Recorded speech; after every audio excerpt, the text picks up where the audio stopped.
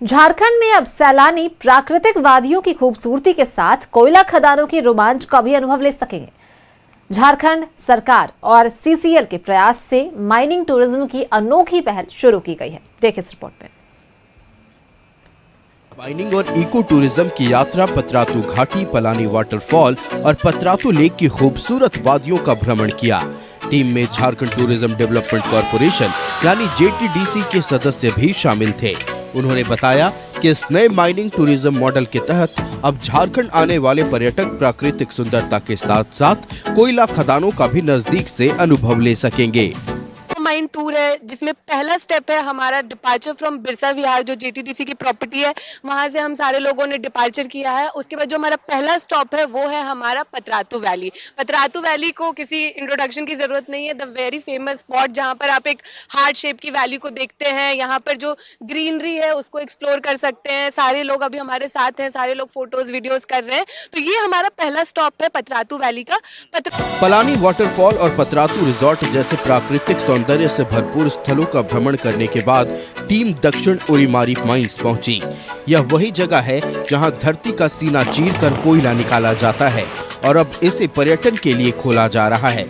दक्षिण उरीमारी माइंस पहुंचने पर सीसीएल के अधिकारियों ने टीम का गर्मजोशी से स्वागत किया और उन्हें ओपन कास्ट माइनिंग की प्रक्रिया को नजदीक से समझाने का मौका दिया।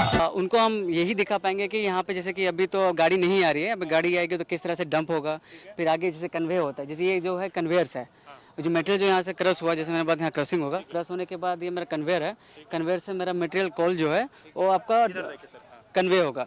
उसके बाद फिर वो वहाँ पे एक हमारा सेकेंडरी कर्सर है, फिर वहाँ से फिर एक क्रशिंग होगा सेकंड स्टेज में, जिसका डिजायर्ड आउटपुट जो हमारा माइन, जैसे मैंने पहले बोला था -100 mm। फिर वहाँ से वो जाएगा हमारा वहाँ ग्राउंड बंकर है एक, जहाँ पे हमारा जिसका कैपेसिटी है 20,000 टन, वहाँ पे जाके वो स्टोरेज होगा। खदान में विशाल ट्रकों, ड्रिल मशीनों और खुदाई करने वाली अत्याधुनिक मशीनों से जुड़ी जानकारी साझा करते हुए अधिकारियों ने बताया कि किस तरह सतह से कोयला निकाला जाता है, उसकी गुणवत्ता की जांच कैसे होती है और सुरक्षा के कौन-कौन से मानक अपनाए जाते हैं। यहाँ पे क्या आएगा, वो कुछ अनइवन साइज का रहेगा, ब्लास्टेड है तो अनइवन ही रहेगा।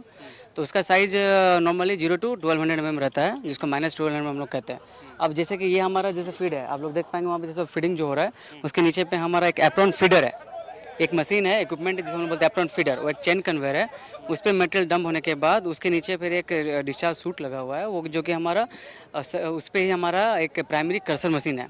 हमारे यहाँ 2 स्टेज में क्रशिंग होता है, प्राइमरी और सेकेंडरी। दक्षिण उरीमारी माइंस की यह यात्रा न केवल शैक्षणिक रही बल्कि यह भी साबित करती है कि झारखंड में खनन स्थलों को भी पर्यटन से जोड़ा जा सकता है। यह पहल राज्य में माइनिंग टूरिज्म को बढ़ावा देने की दिशा में एक अहम कदम माना जा रहा है, जो पर्यटकों को रोमांच और ज्ञान दोनों प्रदान करेगा। न्यूज़ 11 भारत के लिए कैमरा पर्सन नवल के साथ रामगढ़ से अल्ताफ सिद्दीकी की रिपोर्ट।